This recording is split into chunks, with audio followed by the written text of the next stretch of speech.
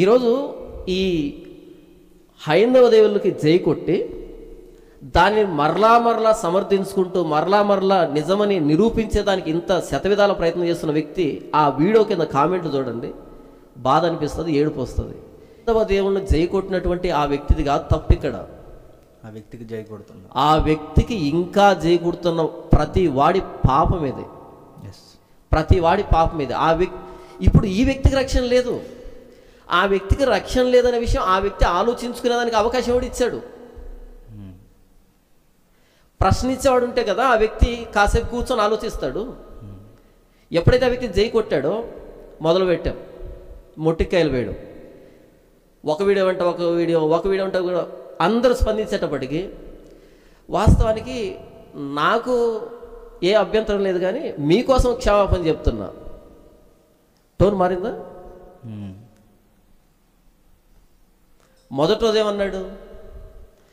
బైబిల్లో శద్రకు ఎవరు, దానియేలు ఎవరు ఏదో తెలియనట్టుగా.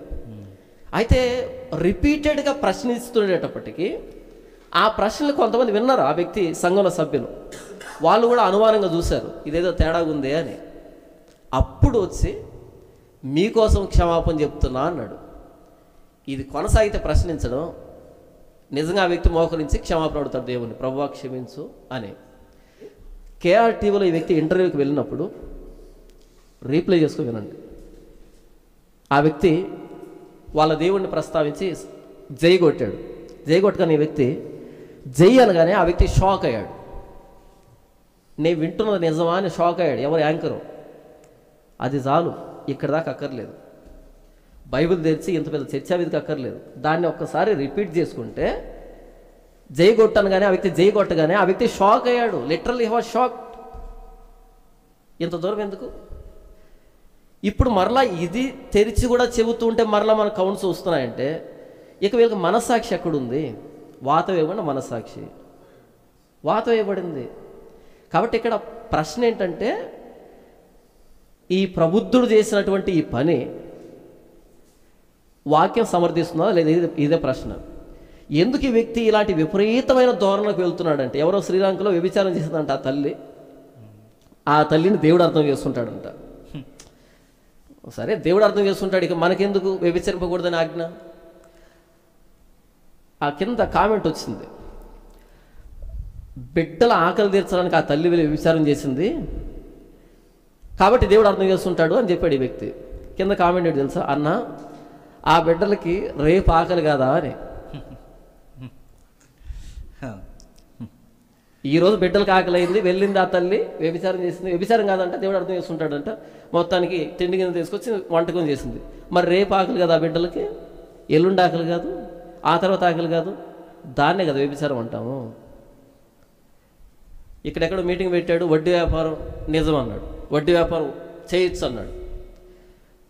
తర్వాత నయమాన్ని గురించినటువంటి సందర్భాన్ని చెబుతా అన్నాడు. నయమాను చేతి మీద ఆ యజమానుడు అనుకుని నమస్కారం పెట్టినప్పుడు ఎలీషా పర్మిషన్ ఇచ్చాడంట. ఎలీషానే కదా, ఎలీషా పర్మిషన్ ఇచ్చాడంట అని చెప్పు. ఒక్క నిమిషం ముగించద్దు మీరు, అంటే అవుట్ ఆఫ్ టాపిక్ అవుతుంది. నెక్స్ట్ ఆ ప్రశ్నలోకి మనం వెళ్దాం. ఒక్క నిమిషం. ఓకే, ఇక్కడ దేవుడికి నమస్కారం పెట్టిన ఒక సీక్రెట్గా ఉన్న క్రిస్టియన్ దేవుడు అర్థం చేసుకుంటాడు అనేటువంటి బోధ. ఇలా మొట్టమొదటిసారి శ్రీలంక దగ్గర ఆగి ఉంటే రెండోది వచ్చిండదు కదా, అంతకంటే ముందు వడ్డీ వ్యాపారం దగ్గర ఆగి ఉంటే ప్రశ్నించుంటే అందరు కలిసి రెండోది వచ్చిండదు కదా. ఇలా ఏంటంటే ఆ వ్యక్తి చెప్తున్న ప్రతి దానికి జై కొట్టే వాళ్ళు ఎక్కువయ్యేటప్పటికీ కనీసం ఆ వ్యక్తికి కూడా కూర్చొని ఆలోచించే సమయం లేకుండా పోయింది. ఇంతవరకు నేను ఏం చెప్పాను అంటే, సువార్త అనేది ఈ పర్టికులర్ పర్సన్కి తెలియని కారణం చేత ఏం చెప్పాలో తెలియక ఏంటేంటో చెబుతున్నాడు. సో సువార్త అంటే ఏంటి అన్నది మనం చెప్పగలిగితే ఈ చర్చా వేదికలో కనీసం దీన్ని చూసైన ఆ వ్యక్తి సువార్త తెలుసుకుంటాడన్నది నా చిన్న ఆశ. క్రైస్తవుల లక్ష్యం ఏంటండి? ప్రభు కొరకు మాట్లాడుతూ అతసాక్షిగా అయినా చనిపోవాలి. ఇది క్రైస్తవుడి సాక్ష్యం. స్టూడియోలో కూర్చుని వీళ్ళందరూ ఏం చెప్తున్నారు తెలుసండి? నీ జీవిత లక్ష్యం ఏంటని అడుగుతారట, సినిమా తీసి చచ్చిపోతారట. సినిమా అంటే ఒకప్పుడు వారు చెప్పిన బోధన సమర్థించుకోవడానికి. అదే నీ జీవిత లక్ష్యం సినిమా. మరి చర్చిలో భాష సినిమా వేసినప్పుడు అడగలేదు కదా? అడగరు కదండి, వీళ్ళు అడగరు కదా. కనుక అడిగితే రాదు, అక్కడ ఉన్న వాళ్ళు ఎవరో తీసిన సినిమాని వేసే కంటే ఈయన తీసిన సినిమా వేసేది ఇంకా బాగుంటుంది. గొడవ ఉంటుంది, ఇంకా అడగరండి. అడగదు కదా. అదే నేను అడుగుతున్నా. సినిమాల జీవిత లక్ష్యం అంటే చచ్చిపోయే లోపు సినిమా చూసి చచ్చిపోతారు. అదే ఆ మాట అనలేదు, కానీ మీ లక్ష్యం ఏంటి అని అడిగితే సినిమా అని అంటున్నారు. ఇక్కడ ఇంకో మాట నేను యాడ్ చేస్తాను, ఒక మాట చెప్తాను. మీరు మంచోళ్ళ అని అడిగితే ఆయన చెప్పిన సమాధానం నేను మంచోడినే అన్నాడు. అపోస్తలుడైన పౌలు అంటాడు, నా యందు అనగా నా శరీరమందు మంచిది ఏది నివసింపదని నేను ఎరుగుదును అంటాడు. ఈయన అంటాడు నేను మంచోడినే అన్నాడు. అంటే పూర్తిగా బైబిల్కి వ్యతిరేకమైంది. అవునన్నా, చాలా ఉన్నాను ఇలాంటి, ఒకటి రెండు కాదు. నేను ఆశించేది ఈ బైబిల్ ఎదుట నేను పెట్టుకుని అందరి ఎదుట ఈ లైవ్ ముఖాముఖి గడుపుతున్నాను. ఒక్కసారి డిబేట్ జరగాలన్న నేను కోరుకునేది, అది డిబేట్ జరగాలి. ఆ డిబేట్ ఎలా అంటే ఎవరి వాదన వాళ్ళు వినిపించుకుని వెళ్ళిపోవడం కదన్న, పెద్దలను కూర్చోబెట్టి తప్పుడు బోధకుడు అని నిరూపణ జరిగిన తర్వాత ఇంకా నేను ప్రసంగాలు చేయను అని ఆ రోజే రాజీనామా పత్రిక ఇచ్చేసి వెళ్ళిపోవాలి. ఇది జరగాలన్న ఖచ్చితంగా. ఎందుకంటే మనకి అలెగ్జాండ్రియా కాలంలో, అథ్నేసియా కాలంలో కాన్స్టాంటినోపుల్ ముందు జరిగింది ఇలాంటివే. అవును, అవి మళ్ళీ జరగాలి. అవును, దెబ్బకి ఎవడైనా మళ్ళీ తప్పుడు ప్రసంగాలు చెప్పి వాడు ఇలాంటి సందర్భాలు అప్లై చేసుకుంటే పిలిచి డిబేట్లు పెట్టి మళ్ళీ ప్రసంగాలు చేయకుండా చేస్తారా, అలాంటి కాలం ఒకటి వచ్చిందని తెలియాలి. మరొక విషయం అక్కడ చూడండి, మరొక సందర్భం చూద్దాం.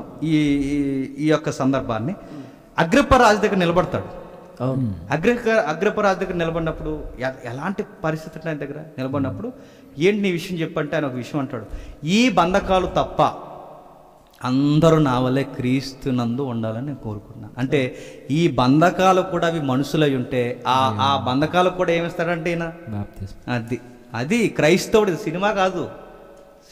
కాబట్టి నేను చెప్పాలనుకున్న విషయాలు ఇవి. ఈ సందర్భాలు ఇలా అప్లై చేసుకున్నారు. అసలు ఈ పౌలు గారిని పోల్చుకోవడానికి గోటు కూడా జరిపారు. అసలు ఈ సందర్భాలు పోల్చుకోవడానికి అసలు మీకు వివరణే తెలియదు. ఇంకా కొన్ని పోల్చుకున్నారులే, తర్వాత నువ్వు అడుగు, నేను చెప్తాను. ఇంకా అన్నం ఉన్నారు కాబట్టి సమయం